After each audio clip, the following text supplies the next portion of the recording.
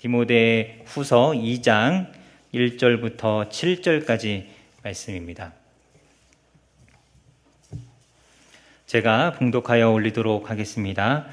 내 아들아, 그러므로 너는 그리스도 예수 안에 있는 은혜 가운데서 강하고 또 내가 많은 증인 앞에서 내게 들은 바를 충성된 사람들에게 부탁하라. 그들이 또 다른 사람들을 가르칠 수 있으리라. 너는 그리스도 예수의 좋은 병사로 나와 함께 고난을 받으라. 병사로 복무하는 자는 자기 생활에 얽매이는 자가 하나도 없나니 이는 병사로 모집한 자를 기쁘게 하려 함이라. 경계하는 자가 법대로 경계하지 아니하면 승리자의 관을 얻지 못할 것이며 수고하는 농부가 곡식을 먼저 받는 것이 마땅하니라. 내가 말하는 것을 생각해 보라. 주께서 범사에 내게 총명을 주시리라. 아멘.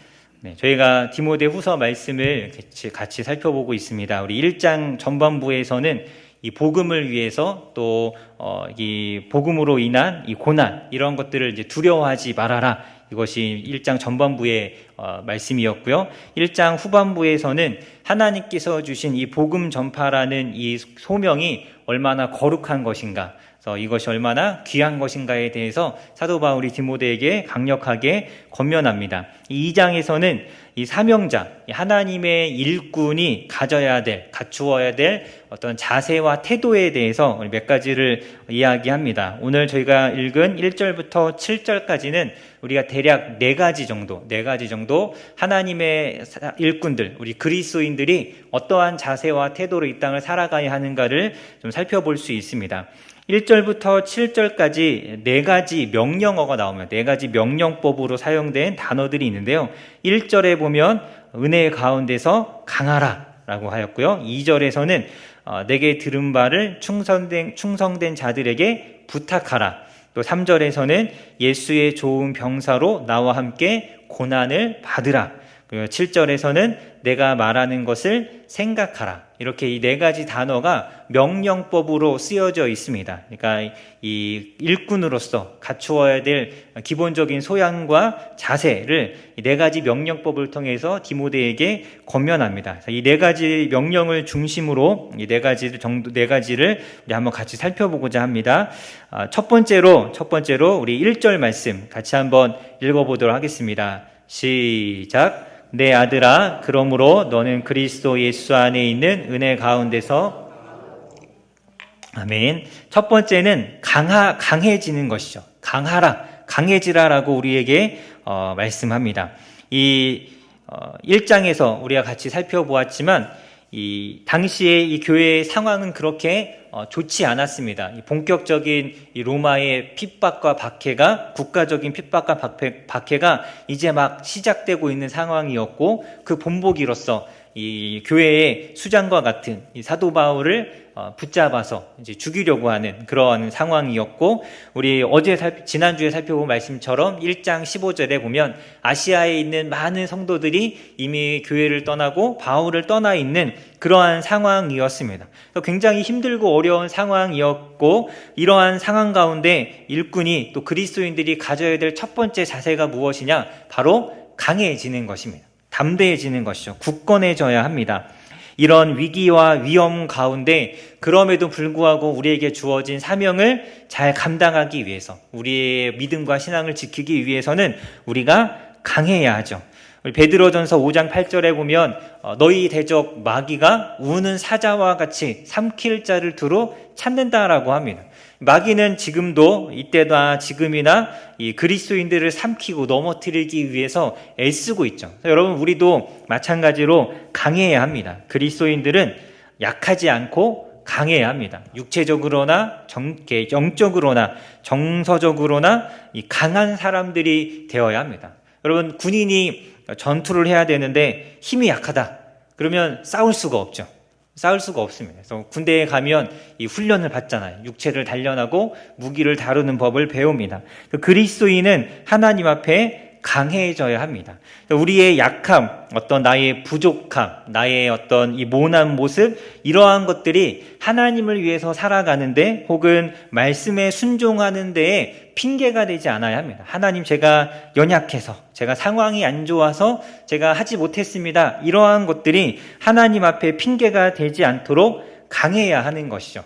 인간은 원래 약한 존재입니다. 이 성경에서 강하라라고 말했다라는 것은 우리가 약하다라는 것을 하나님도 아신다라는 뜻이죠. 우리가 약하기 때문에 강해져야 하는 것이죠. 우리가 얼마나 죄를 잘 짓는지, 우리가 얼마나 잘 넘어지는지, 우리가 얼마나 욕심이 많은지, 얼마나 하나님 말씀보다 내 마음대로 하려는 이 마음이 얼마나 더 큰지 하나님께서는 이런 것들을 너무나 잘 알고 계십니다. 그렇기 때문에 우리에게 강하라 하고 하죠. 강하라. 근데 우리가 어떻게 강해질 수 있느냐? 우리 1절 말씀에 보니까 그리스도 예수 안에 있는 은혜 가운데서 예수님께서 주시는 은혜로서 우리는 강해집니다. 우리가 주님과 지속적으로 교제할 때, 말씀과 기도를 통해서 우리가 하나님과 교제하고 하나님과의 관계의 끈을 놓지 아니하고 예수님께 꼭 붙어 있을 때 우리는 강한 자가 되는 것이죠.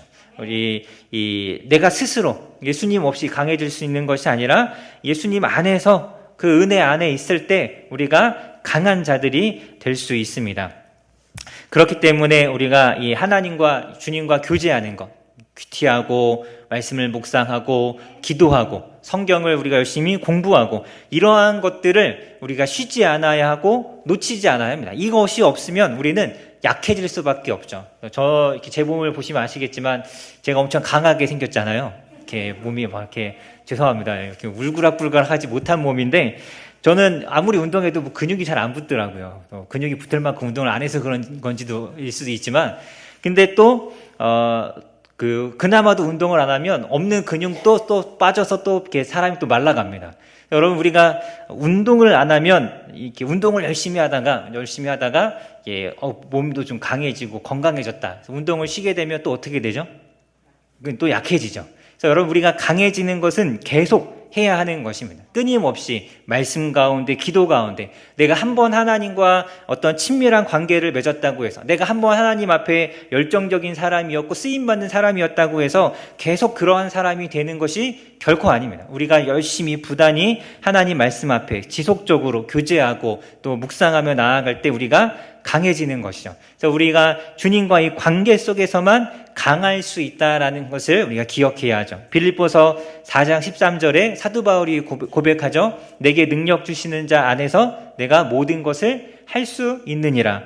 하나님 안에 있을 때, 내게 능력 주시는 자 안에 있을 때 우리는 강한 사람들이 됩니다. 그래서 여러분, 우리가 스스로 우리 자신을 돌아보면서 내 믿음이 조금 약하다, 내가 좀 잘 무너지고 넘어지고 잘 어떤 유혹에 빠지는 사람이다. 그렇다면 하나님의 은혜를 강하게 구해야죠. 하나님께 더 가까이 다가가려고 해야 합니다. 그래서 이 부족함, 나의 연약함을 발견했을 때 그 문제를 가지고 하나님 앞에 나아가서 기도해야 합니다. 우리 자주 말씀드리는 거지만 1시간이든 2시간이든 이 문제를 하나님 앞에 막 간절히 좀 이렇게 기도하면서 이 문제가 해결되기를, 하나님의 그 은혜가, 성령의 그 역사가 내 안에 크게 일어나기를 우리는 간절히 기도해야 합니다. 그냥 단지 한번 하나님 제가 약하니까 도와주세요, 이것이 아니라 정말 간절한 마음, 내가 이 약한 부분을 좀 이렇게 단련해서 강해지기를 정말 바라는 마음으로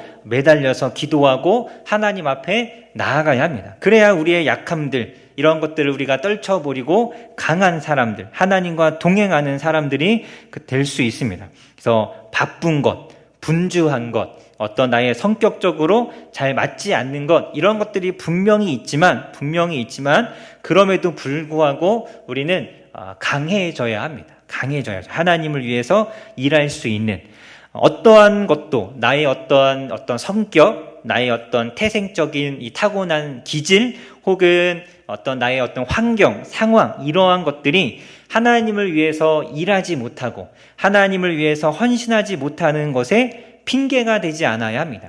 그러한 상황에 있지만 그렇기 때문에 강해져야 하는 것입니다. 그런 상황을 이겨내고 나의 기질을 이겨내기 위해서 우리가 하나님 앞에 강한 자가 되어야 합니다. 여러분, 할 수만 있다면 우리 여기 계신 우리 여러분들이 다 이 하나님 앞에 강한 그리스도인들이 되시기를 소망합니다. 제가 말을 잘못했네요. 할 수만 있다면이 아니라 그렇게 당연히 해야 되는 거죠. 우리 모두가 하나님 앞에 강한 그리스도인들이 되어야 합니다. 주님을 위해서 일할 때 어려움이 있어도 좀 헤쳐나갈 수 있고, 뭔가 하나님을 위해서 헌신하려고 할 때 마음에 막 욕심이 일어나고 막 이것이 하기 싫고 막 이런 마음이 든다 할지라도 좀 그런 마음들을 좀 떨쳐버리고 끝까지 꾸준히 하나님을 위해서 일하는 자가 되고, 이러한 이 강한 사람들, 하나님 앞에 일꾼이 우리가 되어야 합니다. 가만히 보면 이 하나님 앞에 일하지 못하는 여러 가지 이유들이 있죠. 가장 큰 것은 열심히 일하려고 했는데 같이 일하는 교회 성도들을 통해서 상처를 받았을 때, 내가 마음이 상했다, 내가 낙심했다, 그래서 이렇게 교회를 떠나거나 하나님을 위해서 일하지 않는 경우들이 있습니다. 아니면 시련이 있다고 해서, 뭔가 집안에 어려움이 있다고 해서 또 헌신하지 않는 경우들이 있죠. 근데 여러분, 제가 가만히 생각해 보면 좀 속상합니다. 제가 속상합니다.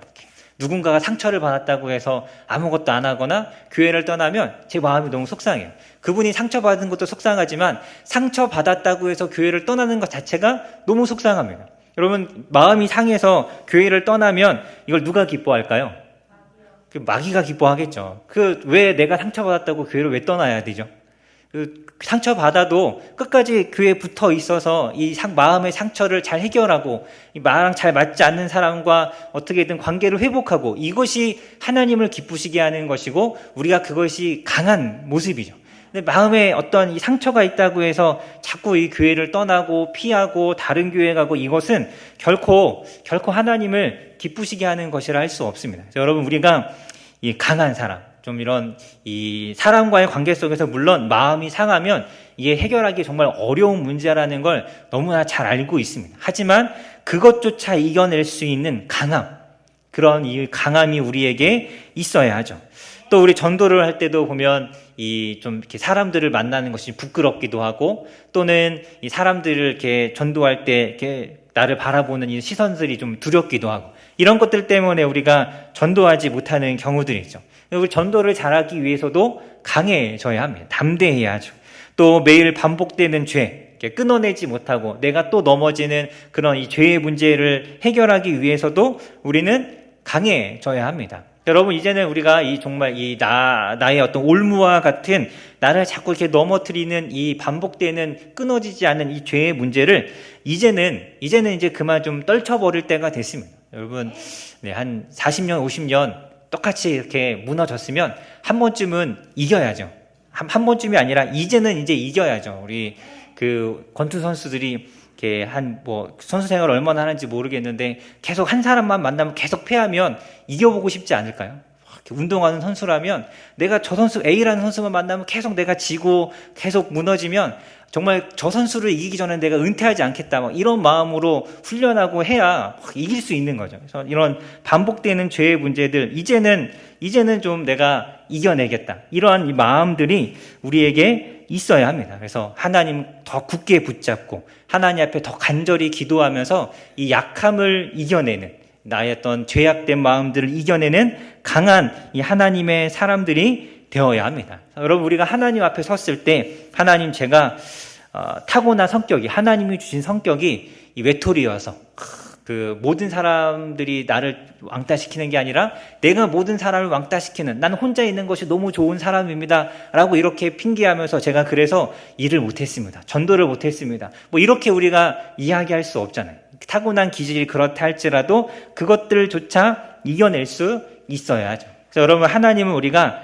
강해지기를 원하십니다. 우리 여호수아서 1장에 보면 이 이스라엘을 이끌고 가나안 땅으로 들어가는 여호수아에게 하나님께서 끊임없이 반복적으로 강하고 담대하라 말씀하셨죠. 신명기 31장에도 보면 요단강을 건너가기 위해서 준비하고 있는 이스라엘을 향해서도 하나님께서 강하고 담대하라라고 말씀하셨습니다. 여러분, 우리가 세상에 나아가서 말씀대로 살아가고 하나님의 복음을 전하고 빛과 소금이 되려면 우리는 강한 자가 되어야 합니다. 내가 빛이 되고 소망이 되고 하나님께서 나를 통해 역사하시고 일하신 이런 것들은 막 꿈꾸지만 그것을 위해서 아무런 수고도 아무런 노력도 없다면, 계속 나는 그냥 연약한 자로 있다면 절대로 우리는 하나님 앞에 쓰임 받을 수 없습니다. 우리 요즘 이제 그 운동, 헬스 사람들이 많이 하는데, 뭐 3대 200? 뭐 어떻게 표현하는지 모르겠네요. 그 사람이 근력을 측정하는 이 방법이 있다고 하는데, 이렇게 벤치프레스인지 뭔지 이거 데드리프트인지 다 해서 몇 킬로를 드느냐, 이런 게 이제 측정하는 방법인데, 내가 한 3대 500을 들고 싶다. 근데 헬스장에 가만히 앉아갖고 3대 500 들어야지 상상만 하고 있다고 되는 게 아니잖아요. 가서 열심히 운동을 해야죠. 운동을 해야 강해지는 것입니다. 매주 이렇게 교회 와서 앉아만 있는다고 해서 우리의 영적인 힘이 자라지 않습니다. 말씀을 들으면 깨달은 대로 행하려고 해야 되고, 말씀을 읽을 때마다 이것이 무슨 뜻인지를 알아가려고 하고, 이러한 이제 수고와 노력이 있어야 우리가 강한 그리스도인들이 될 수 있습니다. 여러분, 강해야 합니다. 그래서 우리가 단지 넘어지지 않기 위해서 강해지는 것이 아니라 내 신앙, 내 믿음, 이것만 내가 잘 지키기 위해서, 죄의 유혹에 빠지지 않기 위해서 강해져야 하는 것이 아니라, 여러분, 우리는 마귀에게 붙잡힌 영혼들을 뺏어와야 하잖아요. 한 영혼이라도 더 살려야 하는 사람들이죠. 그래서 마귀에게 붙잡힌 영혼들을 뺏어오려면 여러분, 우리가 강해야 합니다. 나약하고 힘이 없어서 절대 우리는 이길 수 없습니다. 어렸을 때 저희 아버지가 집에 오시면 TV로 이렇게 복싱 이런 걸 이렇게 자주 보셨거든요. 저는 그 시간에 만화를 보고 싶은데 저희 아버지 만화는 못 보게 하고 이제 복싱 이런 걸 보셨어요. 저는 그걸 보면 하나도 재미가 없더라고요. 맨날 치고받고 코피 터지고 무슨 재미로 보나 했는데, 이게 조금 제가 커서 그런지 제가 폭력적인 사람이 된 건 절대 아니지만 이 재미가 있더라고요. 그러니까 뭔가 이렇게 왜 재밌는지도 잘 모르겠습니다. 근데 어쨌든 이런 어떤 복싱이라든지, 요즘은 이제 UFC, 예전에는 우리 씨름도 있었고, 뭔가 상대를 제압하는 기술과 힘을 익혀서 상대를 제압했을 때 그 승리에서 얻을 수 있는 그 기쁨이 있잖아요. 열심히 훈련하고 연단해서 이 강한 사람이 되어서 상대를 제압했을 때 얻게 되는 영광, 그런 기쁨. 여러분, 우리가 좀 이런 강한 군사가 되어야 하죠. 강한 그리스도인이 되어야 합니다. 마귀를 제압할 수 있는, 이렇게 어떻게 때려야 되는지 잘 모르겠지만, 아무튼 상대를 좀 제압해서 넘어뜨려서 맨날 이렇게 붙잡고 넘어졌네, 또 졌네, 이게 아니라 정말 하나님 앞에서 마귀 이 정도는 이제 상대가 안 되는, 나한테 이거는 이제 꺼민, 이렇게 우리가 말할 수 있는, 여러분, 그런 강한 사람들이 되셨으면 좋겠습니다. 제가 17살이 되던 해에 집에서 나와서 독립을 했습니다. 재정적으로 독립한 건 아니고 집에서 떨어져서 이제 혼자 살아야 되는 상황이 되었죠. 이제 고등학교를 좀 멀리 떨어져서 이렇게 다니게 되어서, 17살밖에 되지 않은 이 어린 아들을 저희 어머니가 이 자취방에 이렇게 떨궈주시고 가시면서 마음이 어땠을까요? 마음이 참 많이 아프셨을 겁니다. 저 어린 것이 한 번도 밥도 자기 손으로 해서 먹은 적도 없고, 빨래도 제대로 해본 적도 없는 애가 혼자 밥하고 빨래하면서 학교까지 다니고 잘할 수 있을까 걱정이 되셨겠죠. 저희 어머니가 아마 기도를 열심히 하셨을 겁니다. 잘 적응하고 열심히 생활도 잘하고 공부도 잘하기를 기도하셨겠죠. 이걸 한마디로 요약하면 그겁니다. 강해지는 것. 이 바울은 이제 죽음을 앞두고 있으면 자기는 이 땅을 이제 떠나야 하죠. 하나님 곁으로 돌아가는데, 남겨질 디모데를 생각하면서 바울이 아무리 생각해도 디모데에게 정말 가장 필요한 것 첫 번째는 그가 강해지는 것입니다. 약한 마귀가, 간사한 마귀가 어떠한 방법으로 넘어뜨리고 교회를 공격할지 모르기 때문에 디모데가 강해지기를 간절히 바란 것이죠. 그래서 여러분이 강하라, 명령이지만 거기에는 이 사도 바울의 간절한 소망이 담겨져 있습니다. 하나님은 저와 여러분이 강해지기를 너무나 소망하십니다. 여러분, 하나님 앞에 강한 군사로 쓰임 받으시기를 소망합니다. 두 번째로 어떠한 일꾼이 되어야 하는가? 우리 2절 말씀을 같이 한번 읽어보도록 하겠습니다. 시작. 또 내가 많은 그들이 또 다른 사람들을 가르칠 수 있으리라. 아멘. 어떠한 일꾼이, 어떠한 그리스도인이 되어야 하느냐? 또 다른 일꾼을 세우는, 나 외에 일꾼을 세울 수 있는 그러한 하나님의 사람들이 되어야 합니다. 여러분, 우리가 나 혼자 강해지는 것도 중요하지만 다른 사람들을 강하게 세워서 그 사람이 하나님의 일꾼이 되도록 우리는 다른 사람을 세우는 사람이 되어야 합니다.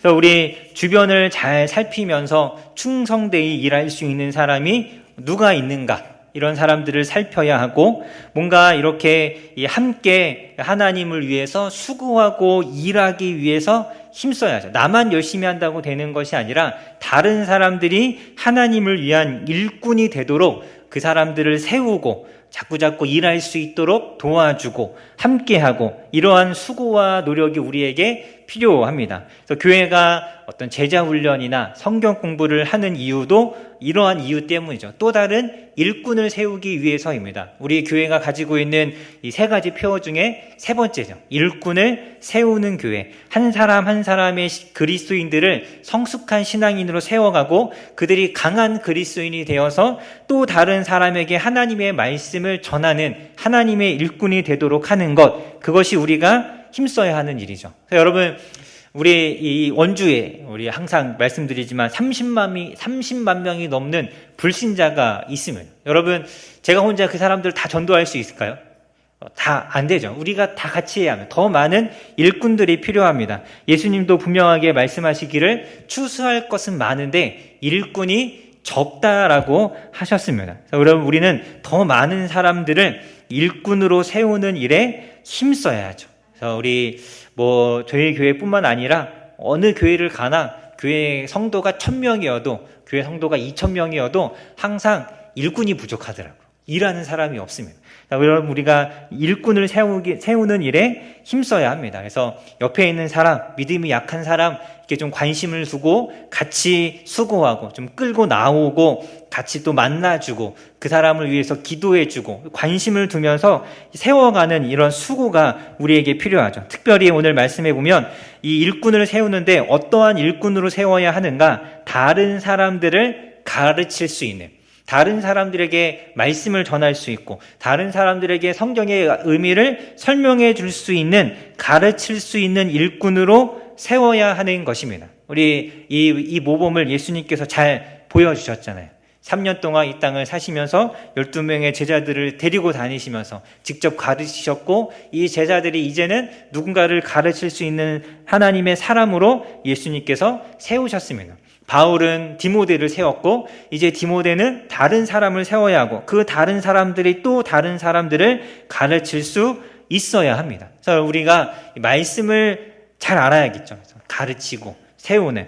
그래서 여러분, 우리가 성경 공부를 해야 하는 이유가 여기에 있습니다. 이렇게 우리가 설교를 듣기만 하는 것이 이렇게 좋은 것이 아니라 어떻게든 내가 성경을 공부해서 내가 가르칠 수 있는 사람이 되기 위해서 힘써야 합니다. 그래서 우리 PBS 하는 것, 또 우리 주일날 이제 1시에 보면 어린이 성경 스케치가 있는데, 우리 내년 되고 또 시간이 좀 기회가 되면 우리도 이제 또 성경 스케치도 하면서 이 뭔가를 배울 때 내가 이것을 다른 사람에게 가르친다라는 이런 마음으로 자꾸 우리가 이 말씀을 배워야죠. 그리고 여러분, 집에 가셔서 내가 PBS를 하고 성경 스케치를 했다.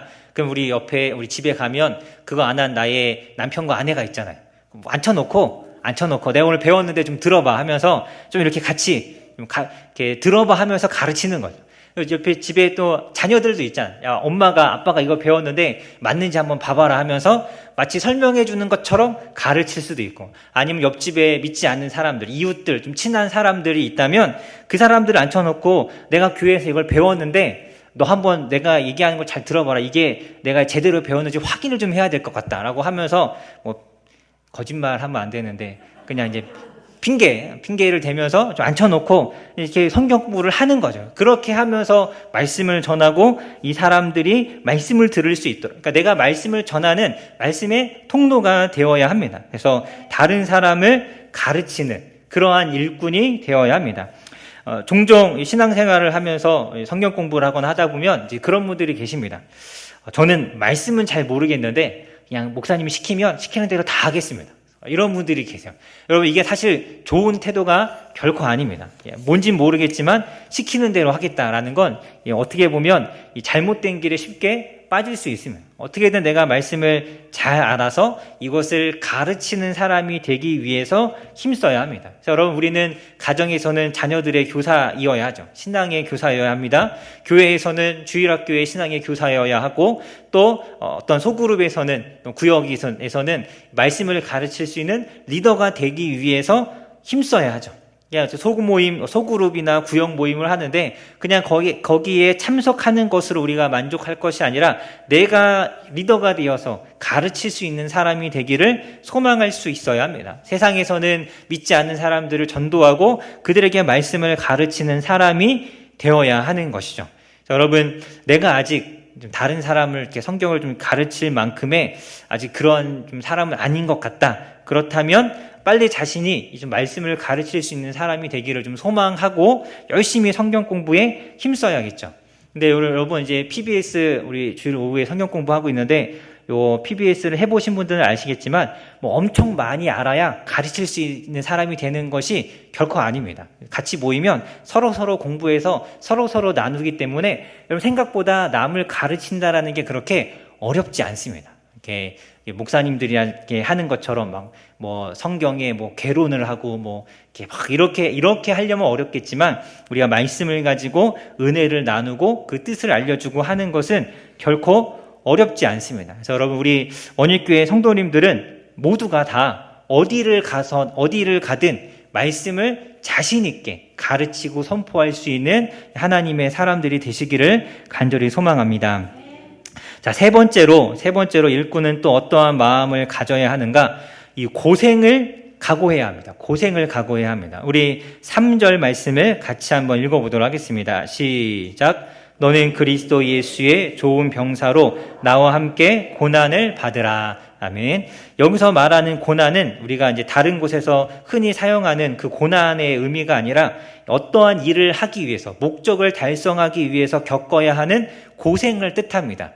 그러니까 여기 이제 이 4절, 5절, 6절에 세 가지 비유가 나오죠. 병사, 군인이죠. 그리고 경기하는 자, 운동선수, 그리고 6절에 농부. 이들은 열매를 얻기 위해서 아니면 경기에서 이기기 위해서, 전쟁에서 승리하기 위해서 일정 부분 고생해야 합니다. 미리 준비하고 고생해야 하죠. 그래야지만 결과를 얻을 수가 있습니다. 우리가 그리스도인으로서 이 땅을 살아가고 열매를 맺기 원하고 소금이 되고 빛이 되기 원한다면 그러기 위해서 우리가 겪어야 하는 고생이 있습니다. 고생.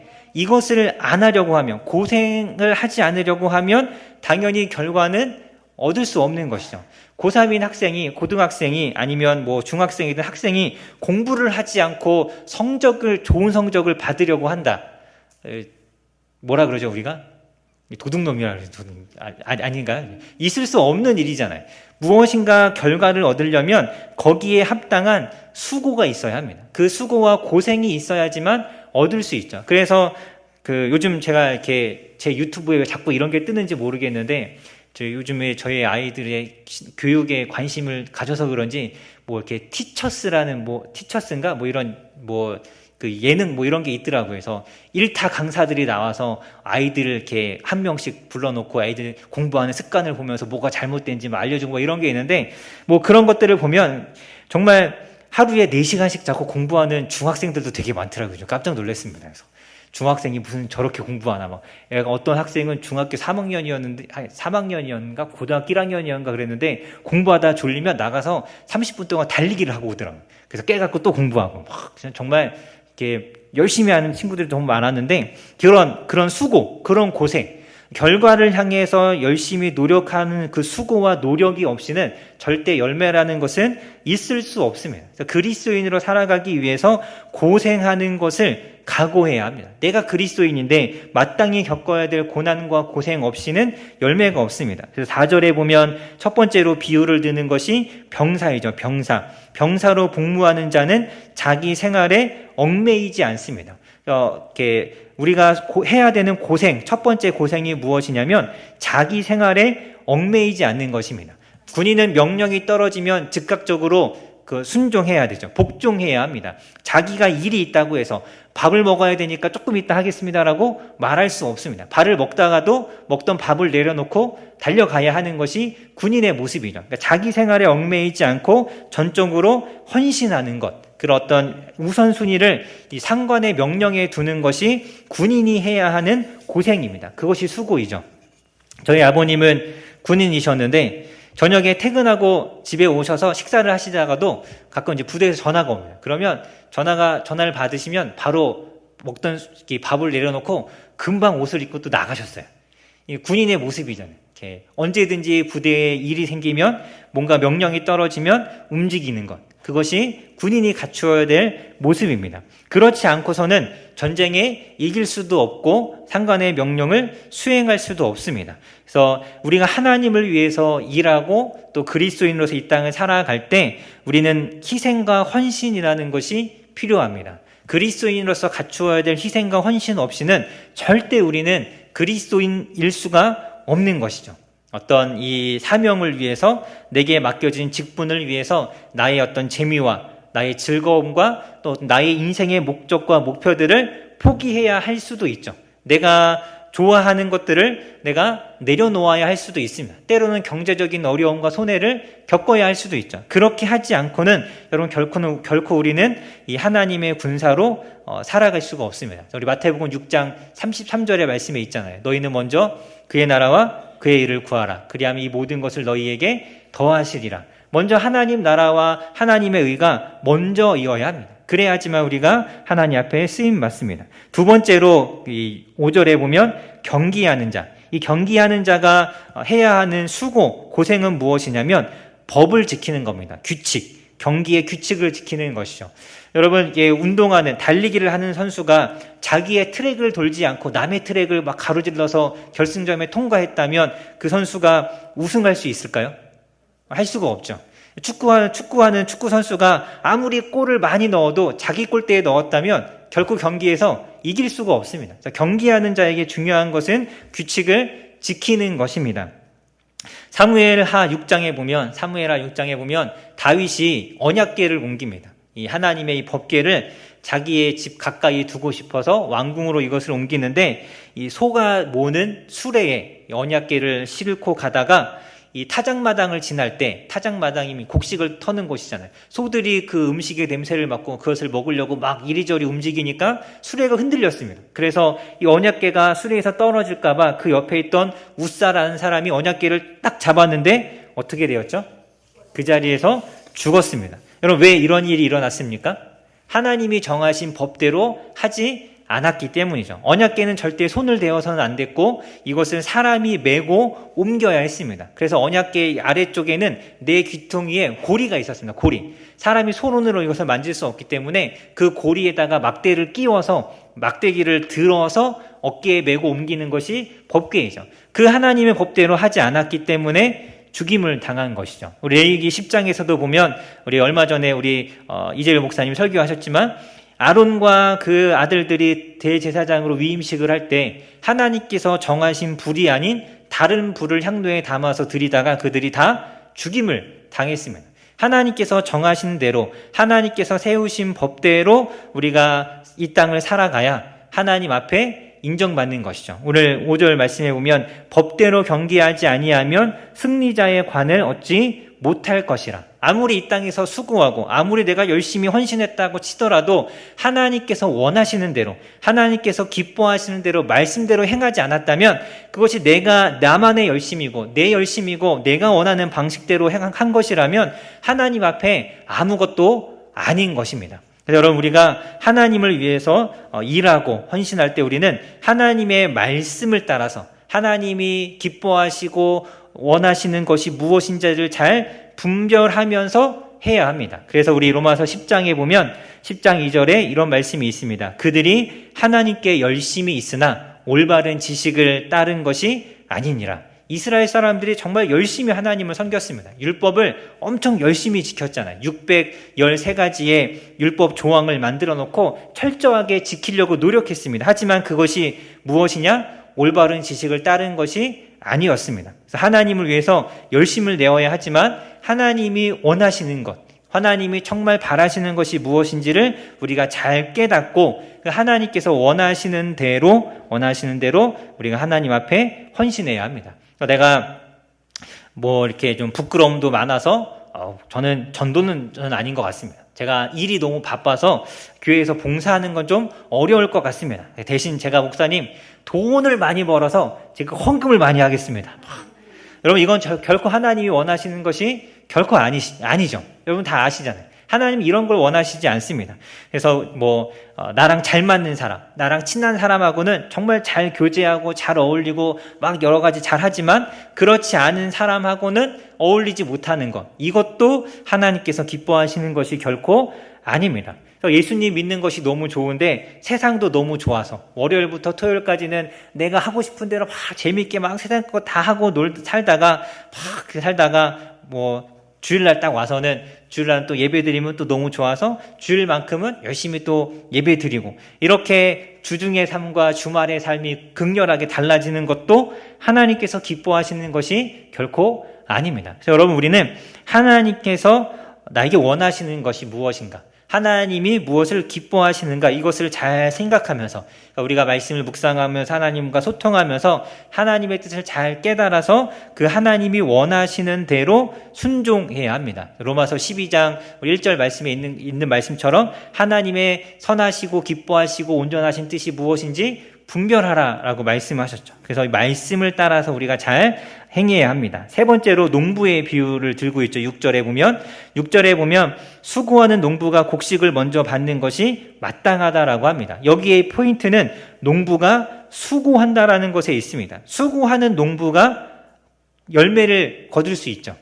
제가 여기 이제 원주에 오고 나서 저희 집 앞에 그 한 고랑도 안 되는 텃밭, 거기 텃밭에 이제 우리 집사님들이 이것저것 심어 주셔갖고 열매를 제가 잘 따먹었는데, 제가 가만히 열매만 따먹은 건 아닙니다. 잡초도 뽑아주고 가지도 쳐주고 나름 수고했습니다. 정말 새벽 예배 끝나면 가갖고 계속 잡초 뽑고, 잡초가 왜 이렇게 많이 나는지 정말 끝도 없이 나더라고요. 그래서 잡초 뽑고 가지도 쳐주고 이렇게 해야 열매를 거둘 수 있는 것이죠. 이런 수고와 노력 없이는, 흘리는 땀 없이, 햇빛을 맞으면서 땀을 흘리며 잡초를 뽑지 않고는 열매를 거둘 수가 없죠. 수고하는 농부가 땀을 흘리고 이 열매를 위해서 자기의 힘과 에너지를 아끼지 않는 자가 열매를 맺는 것입니다. 그래서 땀 흘리고 잡초 뽑는 것 너무 힘든 일이지만 그래야 열매가 있죠. 그래서 여러분, 하나님 앞에 헌신하는 것, 수고하는 것에는 적당한 것이 없습니다. 열심히 수고해야 우리가 하나님 앞에 열매를 맺습니다. 어떤 고생을 해야 되느냐?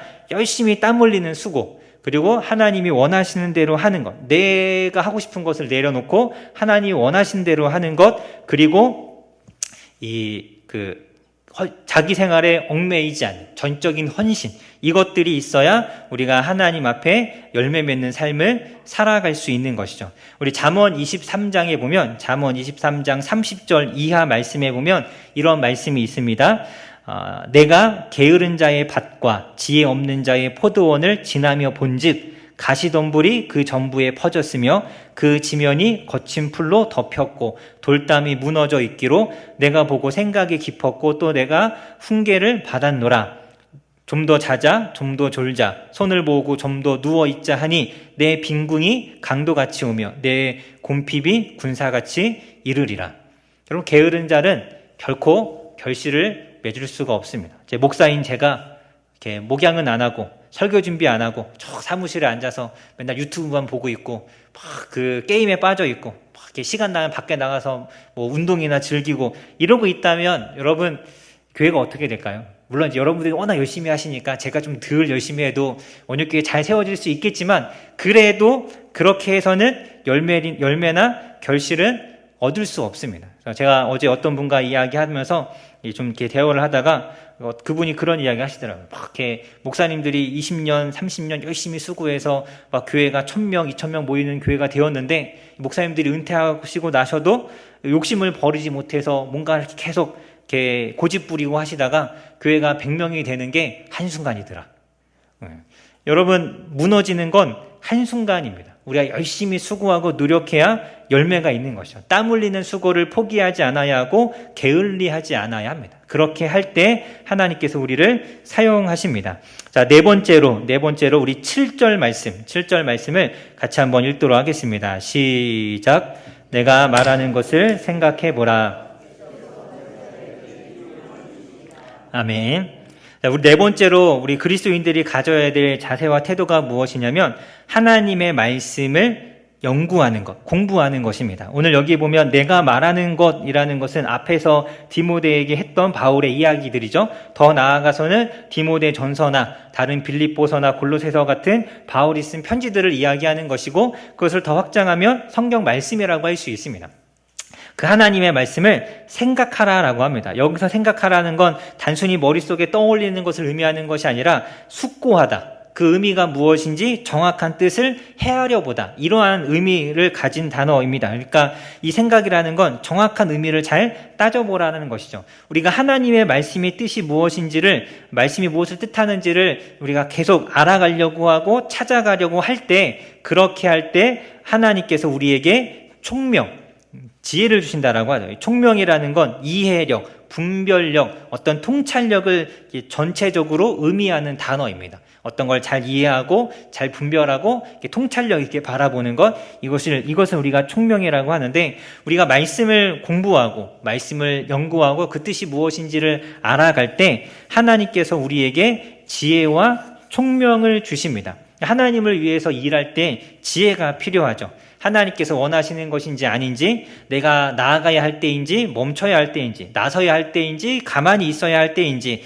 내가 누군가를 책망해야 할 때인지 아니면 침묵해야 하는지, 단호해야 할 때인지 친절해야 하는 때인지, 위로해야 하는 때인지 강하게 권면해야 하는 것인지, 이런 것들을 잘 분별하기 위해서 지혜가 필요합니다. 지혜. 그래서 이 말씀을 우리가 날마다 상고하는 것, 숙고하고 연구하고 그 정확한 의미가 무엇인지를 알아가는 것, 그것이 우리에게 필요한 자세입니다. 여러분, 성경은 우리가 이 땅을 살아가는데 필요한 모든 상황과 모든 경우의 수를 다 계산해서 그럴 때마다 어떻게 해야 되는가를 적어놓은 매뉴얼이 아닙니다. 성경에는 모든 상황에 대한 안내들이 다 담겨 있지 않습니다. 성경에 무엇이 있느냐? 그런 모든 상황에 적용할 수 있는 하나님의 원리들, 하나님의 뜻이 담겨져 있죠. 우리는 그 하나님의 원리와 뜻을 배우고 익혀서 이 상황 속에 어떻게 하는 것이 하나님이 정말 기뻐하시는 것인가를 분별해야 하는 것입니다. 그래서 성경은 계속해서 말씀하시기를 너희가 지혜롭게 행하라, 어떻게 행할지를 주의하라라고 분명하게 말씀하죠. 우리가 생각해야 하고 우리가 분별해야 합니다. 그렇게 하라고 성경을 주신 거죠. 모든 상황에 맞추어서 어떻게 해야 할지를 다 알려주시려고 했다면, 여러분, 이 두꺼운 성경이 한 100권은 있어야 되지 않을까요? 그렇게 전집으로 성경 전집해갖고 막 쫙 이렇게, 그 언제 다 읽고 우리가 언제 다 익히겠습니까? 하나님은 말씀을 통해서 하나님이 원하시는 것이 무엇인지 그 원리와 뜻을 담아 주셨습니다. 그래서 말씀을 계속해서 우리가 공부하고 연구할 때 우리가 이 상황에 맞는 우리 어떤 이 행함이 무엇이 올바른 것인지를 깨달아 갈 수 있는 것이죠. 바울에 비해서 비교적 연소했던 디모데는 아마 이 연륜에서 오는 지혜는 부족했을 것입니다. 비교적 젊은 사역자였고, 사도 바울 같은 경우는 이 팔레스타인, 이 이스라엘 지역, 예루살렘, 유대인들 상대했고, 갈라디아의 온 지역과 유럽의 아시아, 마게도냐, 빌립보, 고린도, 더 나아가서 로마와 저 끝 땅끝 서바나까지 다 경험하면서 정말 많은 사람들을 만나고 많은 경험들을 하면서 다양한 지혜들을 갖고 있었겠지만, 디모데는 이 갈라디아 땅, 이 지금의 소아시아 지역을 떠나지 않았습니다. 루소에서 그가 예수님을 믿고 그가 조금 서쪽으로 이동해서 에베소 지역에서 목회를 하고 있죠. 경험에서 나온 지혜는 부족했을 것입니다. 하지만 디모데에게는 경험은 없어도 그에게는 말씀이 있었죠. 하나님의 말씀이 있었습니다. 말씀을 연구함으로 하나님께서 지혜 주시기를 구하라라고 합니다. 여러분, 우리가 하나님의 말씀을 묵상하면서 하나님이 주시는 지혜를 가지고 우리가 어떻게 하나님의 일들을 해야 하는가를 깨달아 가야 하는 것이죠. 여러분, 오늘 우리가 일꾼이 가져야 할 4가지 자세와 태도에 대해서 같이 살펴봤습니다. 첫 번째는 강해지는 것이죠. 은혜 안에서 주님과의 지속적인 교제 가운데 강해져야 하고, 두 번째는 우리가 충성된 일꾼을 세워야 합니다. 혼자 일할 것이 아니라 사람들을 세워야 하고, 세 번째로 이 고생하기를 마다하지 않아야 합니다. 당연하게 여겨야 합니다. 네 번째로 말씀을 열심히 연구해야 하죠. 그래서 여러분, 이렇게 수고하심으로 이 땅에 정말 약하고 죄악되고 음란하고 이런 이 세상 속에서 하나님의 강한 군사로서 쓰임 받으시고 빛과 소금이 되시는 우리 원일교회 성도님들 되시기를 간절히 소망합니다.